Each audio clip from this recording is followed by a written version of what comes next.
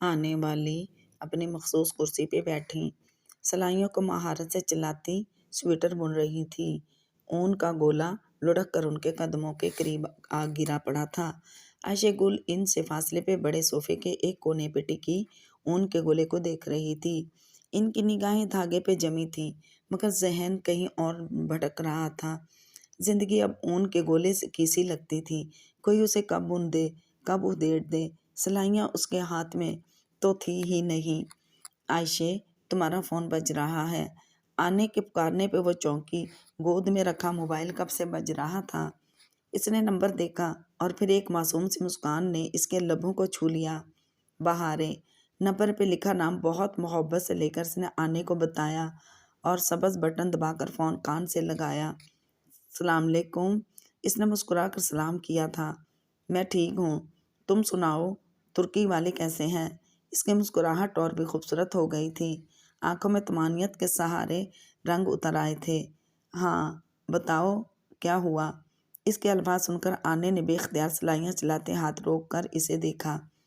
اسی پل عائشہ سیدھی ہو کر بیٹھی، اس کی مسکراہٹ ایک دم سمٹی تھی۔ کون سا بارڈر؟ ترکی اور شام کا، اس نے آہستہ سے دہرایا تھا۔ آنے فاصلے پہ بیٹھی تھی، ان کو سنائی نہیں دیا تھا، مگر انہوں نے سوالیہ نگاہوں سے اسے دیکھا ضرور تھا۔ وہ ان کو یوں دیکھتے پا کر زبردستی ذرا سی مسکرائی، پھر معذرت خواہ نگاہوں سے گویا اجازت طلب کرتی اٹھ کر کچن میں آ گئی۔ آنے نے ذرا حیرت سے اسے گردن موڑ کر دیکھا۔ وہ کچن کے کھلے دروازے سے کاؤنٹر کے پیچھے کھڑی فون پہ بات کرتی نظر آ رہی تھی۔ آنے واپس سلائیوں کی طرف متوجہ ہو گئیں۔ ہاں کہو پھر، میں سن رہی ہوں۔ کاؤنٹر پہ کوہنی رکھ کر جھکے کھڑے عائشہ نے ایک محتاط نظر باہر لاؤنج میں کھڑکی کے پاس بیٹھی آنے پہ ڈالی۔ وہ اب اس کی جانب متوجہ نہیں تھی۔ ذرا اونچا بولو، اتنا آہستہ مجھے سمجھ نہیں آ رہا۔ کیا کوئی آس پاس ہے؟ اس نے رک کر سنا، پھر اسباب میں سر ہلایا۔ ٹھیک ہے، مجھے ساری بات سمجھاؤ اب۔ اس نے پھر ادھکھلے دروازے سے جھانکا۔ آنے اپنی بنائی میں مصروف تھیں۔ کیا؟ ایک منٹ، مجھے سمجھ نہیں آیا۔ کیلس کے کس طرف ہے وہ بارڈر؟ وہ تیزی سے فریج کی جانب بڑھی اور اس کے دروازے پہ نصب ہولڈر سے پن نکالا اور ساتھ ہی آویزاں نوٹ پیڈ کے اوپر صفحے پہ تیزی سے لکھنے لگی۔ منگل کی رات، یعنی پیر اور منگل کے درمیانی رات 2 سے 3 بجے وہ اللیگل بارڈر کراس کرے گا۔ اچھا، اور روانی سے چند الفاظ گھسیٹے گئی۔ ہاں ٹھیک، میں سمجھ گئی۔ اچھا اوکے۔ اس نے پین واپس ہولڈر میں رکھا اور نوٹ پیڈ کا صفحہ پھاڑا، پھر تہہ کر کے مٹھی میں دبا لیا۔ اچھا میں دیکھتی ہوں کیا ہوا، کوئی آ گیا ہے۔ اچھا تم فون رکھو، بعد میں بات کریں گے۔ مرحبا۔ اس کا مرحبا ادا ہونے سے قبل ہی فون بند ہو چکا تھا۔ اس نے ایک نظر موبائل کو دیکھا اور پھر چند گہرے گہرے سانس لے کر اپنے حواس بحال کیے۔ دل ابھی تک یوں ہی دھڑک رہا تھا۔ راز بھی ایک بوجھ ہوتے ہیں جنہیں سہارنے کے لیے بہت مضبوط اعصاب چاہیے ہوتے ہیں۔ اس نے ہاتھ میں طے شدہ کاغذ پہ نگاہ دوڑائی۔ اس معلومات کے ساتھ اسے کیا کرنا چاہیے؟ ترکی کا تم پہ قرض ہے عائشہ۔ اپنے دل سے پوچھو کہ اگر تمہیں معلوم ہو جائے کہ ایک مجرم، ترکی کا ایک قومی مجرم، غیر قانونی طریقے سے سرحد پار کر رہا ہے تو تمہیں کیا کرنا چاہیے؟ اس نے اپنے دل سے پوچھنا چاہا۔ عجیب سا ہیجان اور تذبذب ہر جگہ غالب تھا۔ تمہیں بارڈر سیکورٹی فورس کے کمانڈر کو فون کرنا چاہیے، تمہیں ان کو بتانا چاہیے سب کچھ تاکہ وہ اسے گرفتار کر سکیں، مگر نہیں۔ عائشہ گل یہ سب کیسے کرے گی؟ عائشہ گل تو کبھی کچھ نہیں کر سکتی۔ اس نہج پہ وہ ذرا سی چونکی۔ عائشہ گل کبھی کچھ نہیں کر سکتی۔ عبد الرحمن ہمیشہ کہا کرتا تھا یہ اس کا پسندیدہ فقرہ، مگر اس وقت یہ فقرہ کسی تیر کی طرح سے آ لگا تھا۔ وہ شکستہ قدموں سے چلتی واپس لاؤنج کے بڑے صوفے کے کنارے آ ٹکی۔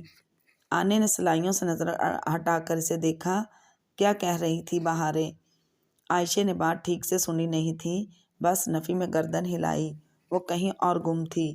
کیا اسے عبد الرحمن کو دکھا دینا چاہیے کہ عائشہ گل بہت کچھ کر سکتی ہے؟ کیا واقعی؟ وہ چلتے چلتے جنگل نما علاقے تک آ پہنچے تھے۔ اونچے سرسبز درخت اور ان کے درمیان سے دریا تنگ جھرنے کی مانند بہہ رہا تھا۔ पानी के ऊपर पुल की सूरत लकड़ी के फट्टे लगे थे और दरमियान में एक लकड़ी का बड़ा सा तख्त था। तख्त पे सुरख कालीन बिछा था और 3 तरफ मंडेर बनाकर गाँव तकिए लगे थे। चौथी तरफ मंडेर पे ना थी ताकि वहाँ टांगे लटकाकर बैठो तो पैर पानी को छुएं। सब्ज पानी, सब्ज दरख्त और ऊपर झलकता नीला आसमान। पुल के इस पार झोंपड़े से बने थे, जिनमें से एक से वो अभी अभी नमाज पढ़कर निकली थी। ज़ोहर से असर तक वो बस चलते जा रही थी। फिर इस मुकाम पे जहाँ इन्हें छोड़कर अपने किसी काम की गर्ज से चला गया था, इसको घंटे तक आना था। वो इस असना में खाना खाकर अब नमाज से फारिग हुई थी। बाहर निकल कर देखा तो बहारे पुल के तख्त पे बैठी पैर के अंगूठे से पानी में दायरे बना रही थी। हया ने अपनी सुरख हील्स उतारकर अंदर झोपड़े में रख दी। जहान कौन सा देख रहा था और पाँव से अबाया जरा सा उठाए नंगे पैर चलती पुल तक आई। बहारे के साथ बैठकर उसने पाँव पानी में डाले तो वो टखनों तक सब्ज माया में डूब गए। जहान सिकंदर का तुर्की वाकई बहुत खूबसूरत था। अब्दुर्रहमान कब आएगा? बहारे गोद में रखे अपने गुलाबी पर्स पे लगे मोती पे उंगली फेरती पानी को देखते हुए बोली थी, आ जाएगा अभी, तुमने इतनी देर क्या किया? इसने गर्दन जरा सी मोड़कर मुस्कुराते हुए बहारे को देखा। वो खाने के बाद नमाज पढ़ने लगी थी तो बहारे बाहर आ गई थी। कुछ भी नहीं किया। इसने बुझे बुझे चेहरे के साथ नफ़ी में सर हिलाया। जहान की डांट का असर अभी तक बाकी था। क्या तुम इसलिए उदास हो कि इसने तुम्हें डांटा है? वो हर वक्त ही डांटता है, मगर मैंने कुछ गलत नहीं किया। सामने से एक परिंदा उड़ता हुआ आया, पानी की सतह से अपने नीचे टकराते हुए जरा से कतरे चोंच में भरे और बगैर रुके फिर फड़फड़ाता उड़ता गया। क्या तुमने वाकई हमारी बातें सुनी थीं? इस्तफसार करते हुए भी वो जानती थी कि अगर इसने सुना हो तब भी वो समझ नहीं पाई होगी। नहीं सुना मैंने कुछ, सब मुझे क्यों इल्ज़ाम देते हैं? वो खफगी से कहती सर उठाकर दूर जाते परिंदे को देखने लगी जो ऊपर आसमान पे उड़ता जा रहा था। शायद इसके लिए चोंच भर पानी ही काफ़ी था। इसकी वुसअत बस इतनी ही थी। अच्छा, फिर उदास क्यों हो? हया, क्या जब मैं 15 साल की हो जाऊंगी तो शादी कर सकूंगी? और हया का मुंह हैरत से खुल गया। तुम्हें ऐसी बात क्यों सूझी बहारे? गुंचा की शादी भी 15 साल की उम्र में हुई थी ना? गुंचा कौन? हमारी जो देसी में रहती है। हम सब गए थे इसकी शादी पे। अब्दुर्रहमान भी गया था। तस्वीर भी है मेरे पास, दिखाऊं? हया ने मिकानकी अंदाज में सर हिलाया। बहारे ने अपना पर्स खोला, अंदरूनी खाने की जिप खोली और एक लिफाफा निकाला। इसे इसके मोबाइल की झलक नजर आई थी। तुम्हारा फ़ोन तुम्हारे पास था? इसको अचंभा हुआ। मैं समझी तुम नहीं लाई। मैं ले आई थी, चार्जिंग हो गई थी। क्या मैं इसे देख सकती हूँ? इसने मोबाइल लेने के लिए हाथ बढ़ाया तो बहारे ने झट से जिप बंद करके बैग परे कर लिया। मैंने कुछ गलत नहीं किया, तुम मेरा यकीन क्यों नहीं करती? मैं अच्छी लड़की हूँ। हया ने गहरी सांस भरी। अच्छा ठीक है, मैं तुम्हारा यकीन करती हूँ। मैं जानती हूँ कि बहारे गुल अच्छी लड़की है और अच्छी लड़कियाँ कबूतर नहीं बनती। वो बातें इधर से उधर नहीं करती। इसने हाथ वापस खींच लिया था। जहान तुम्हें जो बात आगे बताने से मना कर रहा था वो तुम आयशे को नहीं बताओगी, प्रॉमिस? बहारे ने लेकिन कहने के लिए लब खोले फिर बंद कर दिए। फिर सर झटक कर लिफाफे से एक फ़ोटोग्राफ निकाल कर हया के सामने किया। बस मेरे पास इसका यही फ़ोटो है। हया को दिखाते हुए भी बहारे ने तस्वीर का किनारा सख्ती से पकड़ रखा था, इतनी सख्ती से कि इसका नाखून पीला सफ़ेद पड़ गया। वो अब पानी के करीब कोई भी चीज़ बेएहतियाती से पकड़ने का खतरा नहीं ले सकती थी। पानी खोई हुई चीज़ें कभी भी लुटाया नहीं करता। वो शादी के फंक्शन की तस्वीर थी। कोर्ट में निकाह था। फ्रंट रो की नशिस्तों पे वो तीनों बैठे थे। ब्लैक सूट और ग्रे शर्ट में मलबूस वो बस ज़रा सा मुस्कुरा रहा था। साथ बैठी बहारें और आयशे भी मुस्कुरा रही थीं। मसनूई फैमिली जो अब टूट गई थी। पता है, हमारी शादियों में निकाह के बाद दूल्हा दुल्हन की कुर्सी उठाता है। हाँ, मैं जानती हूँ, ताकि वह अलामती तौर पे साबित कर सके कि वह अपनी बीवी की जिम्मेदारी का बोझ उठा सकता है। मगर गुंचा इतनी मोटी थी कि इसके दूल्हे से कुर्सी उठाई ही नहीं गई। फिर वो ज़रा रुकी। मगर तुम आयशे को मत बताना कि मैंने यूँ कहा। اگر تم وہ بات جو جہان نے منع کیا ہے عائشہ کو نہیں بتاؤ گی تو میں بھی اسے نہیں بتاؤں گی۔ مگر عائشہ کو تو پہلے ہی اس نے جیسے زبان دان تلے دبائی۔ کیا اسے پہلے ہی پتا ہے؟ حیا نے بغور اسے دیکھا۔ بہارے نے جھٹ گردن نفی میں ہلائی۔ میں کسی کو نہیں بتاؤں گی، پرومس۔ اس نے تصویر احتیاطاً خط کے لفافے میں ڈالی اور اسے بیگ میں رکھ دیا۔ کچھ تھا جو حیا کو ڈسٹرب کر رہا تھا، کچھ غلط تھا کہیں، مگر خیر۔ اور تم یہ شادی کی باتیں مت سوچا کرو۔ اچھا۔ اسے تنبے کرنا یاد آیا تو فوراً کی۔ بہارے نے سر اٹھا کر اسے دیکھا، پھر نفی میں گردن ہلائی۔ میں تمہیں نہیں بتاؤں گی کہ میں کس سے شادی کروں گی۔ وہ کیوں؟ سامنے دریا کنارے درخت ایک پتا ہوا سے پھڑ پھڑا رہا تھا۔ جب ہوا کا بوجھ بڑھا تو وہ ایک دم شاخ سے ٹوٹ کر نیچے گرا۔ تم برا مانو گی، سمجھو میں نے ایسا کہا ہی نہیں۔ ہوا نے پتے کو اپنے پروں پہ سہارا دیے آہستہ آہستہ نیچے اتارا، یہاں تک کہ پانی نے اسے نرمی سے ہوا کے ہاتھوں سے لیا، اپنے اوپر لٹا دیا۔ تمہیں پتا ہے عبدالرحمن نے مجھے وعدہ کیا تھا کہ اگر وہ مر جائے تو میں اسے جنازہ ضرور دوں گی۔ کیا؟ وہ شستر رہ گئی۔ سانس رکا اور دل بھی دھڑکنا بھول گیا۔ ہیلارا کے دریا کی سطح پہ درختوں اور آسمان کا عکس جھلملا رہا تھا۔ اس عکس پہ تیرتا پتا ان کی سمت آ رہا تھا۔ ہاں، اس نے بہت دفعہ ایسا کہا۔ چھوڑو ان باتوں کو۔ اس نے خفیف سا جھٹکا۔ پتہ نہیں کیوں وہ ہمیشہ آگے کی ساری پلاننگ تیار رکھتا تھا، چاہے وہ مرنے کی ہی کیوں نہ ہو۔ اس نے گردن اٹھا کر سامنے دریا کو دیکھا۔ وہاں سے چٹانیں اور غار دکھائی نہیں دیتے تھے، مگر جب وہ بیلون میں اوپر اڑ رہے تھے تب وہ نظر آتے تھے، بالکل ویسے جیسے ڈاکٹر ابراہیم کی دی گئی کینڈی کے ریپر پہ بنے تھے۔ بہارے، اسے ایک دم یاد آیا۔ یاد ہے عائشہ کہا کرتی تھی کہ قرآن میں نشانیاں ہوتی ہیں ان لوگوں کے لیے جو غور فکر کرتے ہیں، اور تم نے کہا تھا کہ تم جانتی ہو وہ اس روز ہمیں کیا بتانا بھول گئی تھی۔ ہاں، بہارے نے اس بات میں سر ہلایا۔ پتا بہتا ہوا ان کے قدموں کے قریب آ رہا تھا۔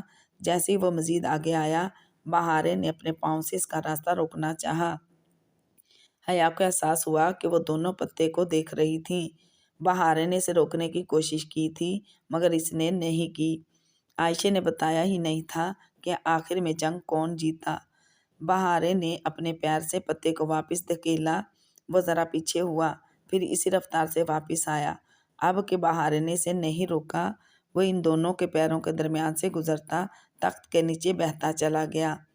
مسلمان جیتے تھے، یہ تو مجھے پتا ہے۔ حیا کو حیرت ہوئی۔ یہ تھی وہ بات جس کو جاننے کے لیے اسے بہت جاسوس تھا، مگر مجھے نہیں پتا تھا، سو میں نے سٹوری بک سے پڑھ لیا تھا بعد میں۔ ساتھ ہی بہارے نے گردن موڑ کر پیچھے دیکھا۔ بچھڑا ہوا پتا اپنے درخت سے بہت دور پیچھے کو بہتا چلا جا رہا تھا۔ بس یہی بات تھی۔ ہاں، بہارے نے اس بات میں سر ہلایا۔ حیا کو مایوسی ہوئی تھی۔ یہ تو سامنے کی بات تھی کہ مسلمان ہی جیتے تھے، تو پھر؟ بہارے نے سمجھا عائشہ بتانا بھول گئی ہے، جبکہ عائشہ نے اس لیے اس بات کا ذکر نہیں کیا کہ سب جانتے ہیں۔ حزاب کی جنگ مسلمانوں نے جیتی تھی، یہ کوئی اہم بات تو نہیں تھی۔ شاید ڈاکٹر ابراہیم اسے یہی بتانا چاہ رہے تھے کہ آخر میں یہ جنگ وہ جیت جائے گی۔ پھر بھی کہیں کچھ مسنگ تھا، کچھ تھا جو وہ پھر مس کر گئی تھی۔ اس نے خفیف سا سر جھٹکا۔ پتا نہیں۔ بہارے ابھی تک گردن موڑے دور جاتے پتے کو دیکھ رہی تھی، وہ پتا جسے اب کبھی اپنے درخت کے پاس واپس نہیں آنا تھا۔ جہان آیا تو وہ لوگ ہلارا گاؤں آ گئے۔ اب شام ہو رہی تھی، سو وہ وہیں سے واپس ہو لیا، جبکہ انہوں نے کیپ لے لی اور واپس آشیانہ آ گئے۔ جہان نے کہا تھا کل یہاں سے روانہ ہونا ہے، اسی حساب سے وہ آج پیکنگ کر رہی تھی۔ پنار رات میں چائے دینے آئی تو ان کو سامان سمیٹتا دیکھ کر افسردہ ہو گئی۔ میری منگنی ہو گئی سرما میں، کیا تم لوگ آؤ گے؟ میں تمہیں ضرور انوائٹ کروں گی۔ میں ضرور آؤں گی، بہارے نے چہک کر کہا، پھر حیا کو دیکھ کر مسکراہٹ ذرا سمیٹی۔ میرا مطلب ہے شاید آؤں۔ ہوں۔ پنار مسکرا کر اس کا گال تھپ تھپاتی باہر نکل گئی۔ عائشہ کہتی ہے جب میں اس کے پاس آ جاؤں گی تو ہم دونوں دور کسی دوسرے ملک چلے جائیں گے۔ جہاں پاشا بے نہ ہو اور جہاں ہم عائشہ اور بہاریں بن کر رہیں، منا اور نہ نہیں، اور پھر وہاں ہم بہت سا پڑھیں گے بھی صحیح۔ میں کیا کہہ سکتی ہوں؟ اس نے شانے اچکاتے ہوئے اپنے سفری بیگ کی اندرونی زپ کھولی۔ ایک خانہ ذرا پھولا ہوا تھا۔ اوہ، اسے یاد آیا۔ اس نے خانے سے وہ سیاہ مخملی ڈبی نکالی۔ اپنا فراک طے کرتی بہاریں وہ ڈبی دیکھ کر ٹھٹکی، پھر اس کے پاس چلی آئی۔ حیا نے ڈبی کھولی۔ اندر سیاہ مخمل پہ وہ نازک سا نیکلس جگمگا رہا تھا۔ حیا نے نگاہیں اٹھا کر بہاریں کو دیکھا۔ پہلے اس کی آنکھوں میں حیرت اتری، پھر الجھن، اور پھر سمجھ کر اس نے نفی میں سر جھٹکا۔ یہ وہ نہیں ہے، یہ وہ نہیں ہو سکتا۔ کیا تم نے اسے خریدا ہے؟ میں نے اور عبدالرحمن نے مل کر اسے خریدا ہے، عدلارہ کی شہزادی کے لیے۔ بہاریں نے اپنی فراک کو آخری طے کی اور پلٹ کر اسے بیگ میں ڈالا، جیسے وہ افسردہ ہو گئی تھی۔ کیا پھر کبھی تمہارا موتی نکلا؟ حیا نے اس کی پشت کو دیکھتے ہوئے پوچھا۔ میں نے پھر نہیں ڈھونڈا، مگر جب کبھی موتی نکلا تو یہ میرے پاس نہیں رہے گا حیا۔ میں نے اپنا موتی عبدالرحمن کو دیا، اس نے مجھے دے دیا، مگر وہ بوسفورس میں گر گیا۔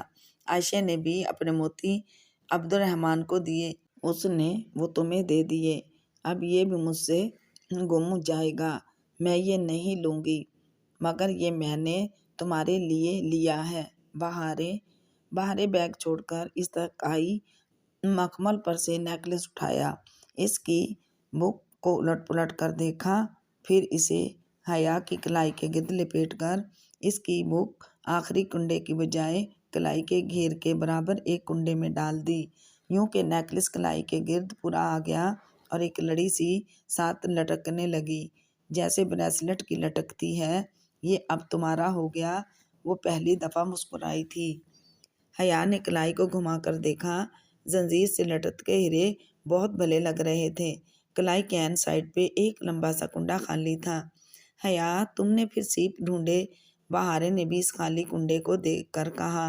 حیا نے سر اٹھا کر اسے دیکھا، بس ایک دفعہ۔ اس میں سے کیا نکلا؟ حیا چند لمحے سے دیکھتی رہی، پھر نفی میں گردن ہلائی۔ پتہ نہیں، بس وہ کوئی اچھی چیز نہ تھی۔ مگر تھا کیا؟ جانے دو۔ اس نے پھر سے اپنی کلائی کو دیکھا۔ اوپر ہاتھ کی تیسری انگلی میں پلاٹینم بینڈ تھا۔ وہ دونوں بالواسطہ یا بالواسطہ جہان کے ہی تحفے تھے۔ شکریہ بہاریں، وہ ذرا سا مسکرائی۔ تحفہ تو تحفہ ہوتا ہے نا۔ کیا میں پھر کبھی عبدالرحمن سے نہیں مل سکوں گی؟ بہاریں اب سرخ صوفے کے کنارے جا ٹکی تھی اور ہتھیلیوں پہ چہرہ گرائے اداسی سے پوچھ رہی تھی۔ نہیں، کبھی بھی نہیں۔ تمہیں اب اس بارے میں سوچنا چھوڑنا ہوگا۔ وہ اپنی باقی چیزیں سمیٹنے لگی۔ مسلسل حرکت سے کلائی سے لٹکتی زنجیر ادھر ادھر جھول رہی تھی۔ میں کل انقرہ سے ایران چلی جاؤں گی، اپنی بہن کے پاس۔ تم لوگ پھر کدھر جاؤ گے؟ دیکھو، پتہ نہیں، اس نے مصروف سے انداز میں ٹالنا چاہا۔ کیا تم لوگ کیلس جاؤ گے؟ اس کے متحرک ٹھہر گئے۔ اس نے سر اٹھا کر بہاریں کو دیکھا۔ تم نے اس وقت کو سنا تھا نا؟ بہاریں، کیا سنا تھا؟ بس اتنا سا، اس نے انگلی اور انگوٹھے کو 1 انچ کے فاصلے پہ رکھ کر بتایا، مگر جان بوجھ کر نہیں، خود بخود۔ اور تم نے کیا سنا؟ عبدالرحمن کیلس کا نام لے رہا تھا۔ کیا کوئی کیلس جا رہا ہے؟ واللہ مجھے نہیں پتا وہ کس کی بات کر رہا تھا۔ اس ساتھ میں قسمیہ انداز میں ہاتھ سے کان کی لو کو چھوتے ہوئے چچ کی آواز نکالی۔ اور تم نے عائشہ کو بتائی یہ بات؟ نہ، نہیں۔ بہاریں ذرا سی اٹکی تھی۔ جہان نے کہا تھا اس نے اگر سنا ہو تب بھی وہ کچھ نہیں سمجھے گی۔ اس نے اپنی عقل کی بجائے جہان کی عقل پہ بھروسہ کرنا زیادہ مناسب سمجھا اور واپس پیکنگ کرنے لگی۔ بہاریں سے انہیں کوئی خطرہ نہ تھا۔ بیگ کی ایک زپ میں ڈی جے کی ٹوٹی اینک رکھی تھی۔ اس نے احتیاطاً اسے وہاں سے نکال کر اپنے ہینڈ بیگ کے اندرونی خانے میں رکھ دیا، جہاں سفید رومال میں کچھ لپٹا ہوا رکھا تھا، اور پھر بیگ کی زپ زوں کی آواز کے ساتھ زور سے بند ہو گئی۔ کل انہیں انقرہ جانا تھا۔